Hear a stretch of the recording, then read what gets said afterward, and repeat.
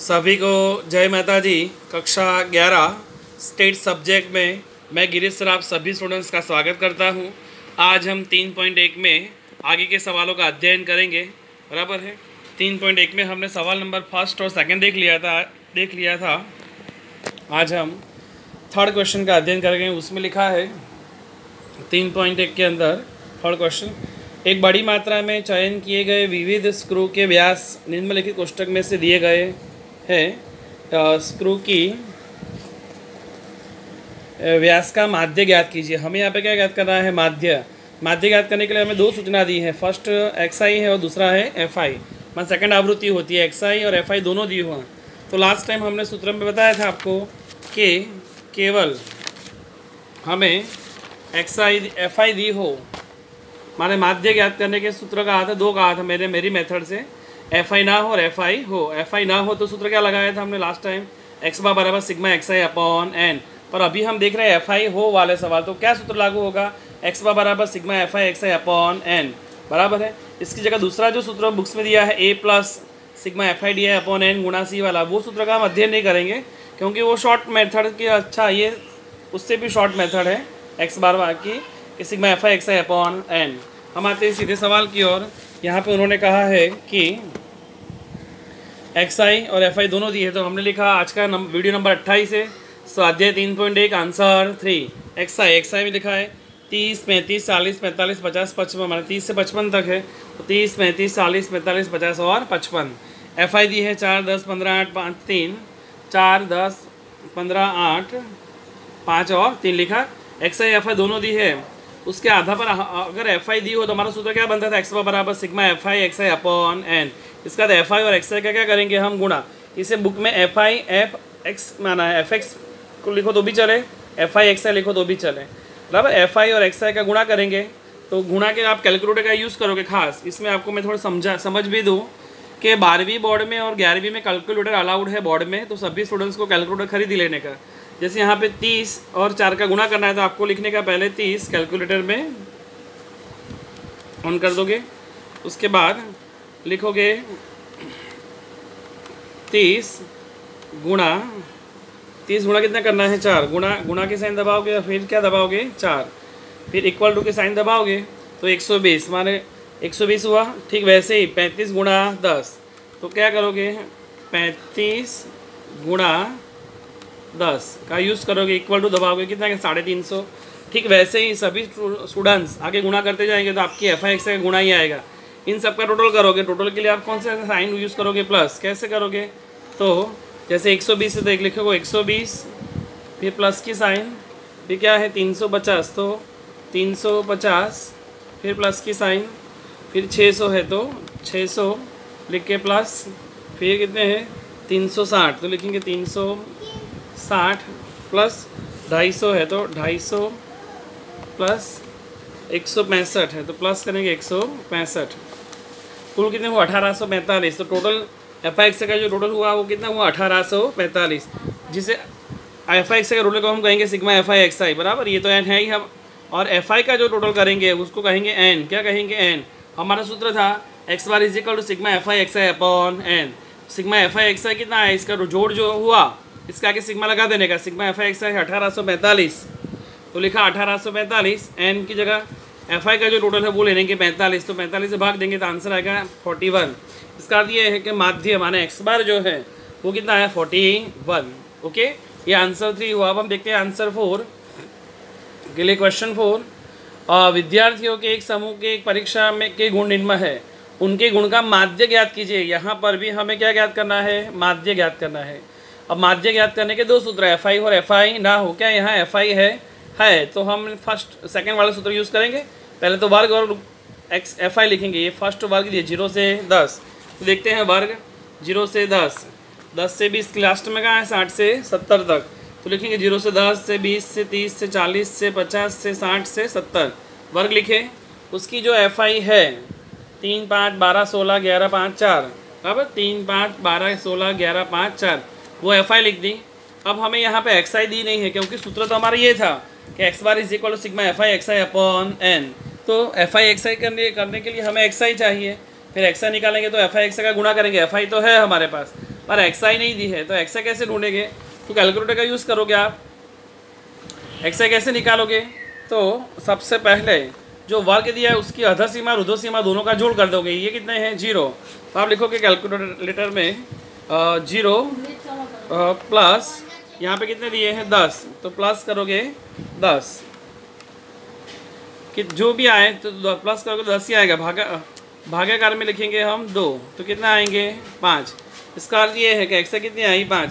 इन दोनों का जोड़ करके 2 से भाग देना है। जैसे 10 और 20, 10 और 20 कितने होंगे टोटल? 30। 30 भागे 2 करोगे, जैसे कैलकुलेटर में देखते हैं तो 10 है हमारे पास में फर्स्ट में, ये कितने हैं? 20। तो करेंगे प्लस 20 इक्वल टू करेंगे तो कुल कितने हुए? 30। 30 भागे कितने करेंगे हम? 2। तो हमारा आंसर कितना आएगा? 15। तो लिखा हमने 15। ठीक, वैसे सभी स्टूडेंट एक्स कैसे निकालोगे? वर्ग में दोनों संख्या अधर सीमा उधर सीमा का जोड़ करके 2 से भाग दोगे। माने 0 प्लस 10, तो 10 हुआ, 10 भागे 2 करोगे कितना आया? 5। 10 और 20 का रोड़ा करोगे तो 30। 30 भागे 2 करोगे तो कितना आएगा? 15। 20 और 30 का रोड़ा करोगे तो 50 आएगा। 50 के आधे करोगे तो कितना आएगा? 25। 30 और 40 70 होंगे, 70 के आधे करोगे तो कितना आएगा? 35। 40 और 50 90 का होगा टोटल। 90 के आधे कितने होंगे? 45। 50 और 60 110 के आधे 55 और 60 और 70 के 130, 130 के आधे 65। अब एफ आई एक्स आई हमें मिल जाएगी। अभी मैंने गुणा सीखा है, एफ आई एक्स आई का गुणा करोगे तो एफ आई एक्स आई मिलेगी हमें 5 गुणा 3 माने 5 तिया 15, 15 गुणा 5, 15 गुणा 5 75, 25 गुणा 12 माने एफ आई एक्स आई का गुणा करोगे, एफ आई और एक्स आई का गुणा, इसका टोटल करेंगे और इसका भी टोटल करेंगे। एफ आई के टोटल को हम एन करेंगे, कितने आ रहे हैं? 56।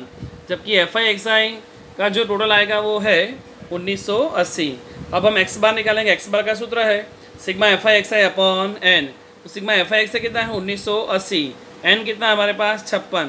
तो एफ आई एक्स आई 1980 भागे एन 56 से भाग देंगे तो हमारा आंसर जो है वो आता है 35। भागने की बात बता देते हैं कैलकुलेटर में भी। सभी स्टूडेंट्स कैलकुलेटर खास अपने घर पर एक खरीदी ले। यहाँ लिखा है 1960, तो 1980 लिखा तो 1980 बराबर है। यहाँ लिखा हुआ है ना, इसका जोड़ जो है एफ आई एक्स का टोटल कितना हो रहा है? 1980। तो हम कैलकुलेटर में भी लिखेंगे 1980 बराबर भागाकार। भागाकार है तो भागाकार की साइन दबाओगे, भागे तो भागाकार में कितने हैं? 56। तो भागाकार के साइन दबा दिए, फिर लिखेंगे 56 भाग दिया, फिर इक्वल टू करोगे तो आंसर आ जाएगा। आंसर हमारा 35.357 बराबर। तो लिखा हमने 35.357। अब तीसरी संख्या देखने की स्टेट में, तीसरी संख्या 5 हो या 5 से बड़ी हो तो आगे एक जोड़ देंगे। तो 7 5 से बड़ा है तो 5 में जोड़ेंगे तो क्या हो जाएगा? 6। माने 35 की जगह कितना हो जाएगा? 36। तो यहाँ लिखा हमने 36 माने 35.36। फिर से तीसरी संख्या 5 या 5 से बड़ी हो तो आगे एक जोड़ देते हैं। तो 5 या 5 से बड़ी हो तो जोड़ेंगे, तो यहाँ 7 है तो आगे एक जोड़ेंगे। 35 में एक जोड़ने पर कितने हो जाएंगे? 36। माने आंसर आ गया 35.36 बराबर है। अभी हमने 3.1 के अंदर सवाल नंबर 3 और सवाल नंबर 4 का आंसर देखा बराबर है। आज का जो होमवर्क है वो इस प्रकार से है। होमवर्क के अंदर उदाहरण 4, 5, 6, 7 और 9, स्वाध्याय 3.1 का सवाल नंबर 3, 4 जो अभी मैंने सिखाया आपको, और कौन सा करना एक्स्ट्रा 6ठा और 7वां। और स्वाध्याय 3 के अंदर सेक्शन ई दिया है, सेक्शन ई का 4था सवाल।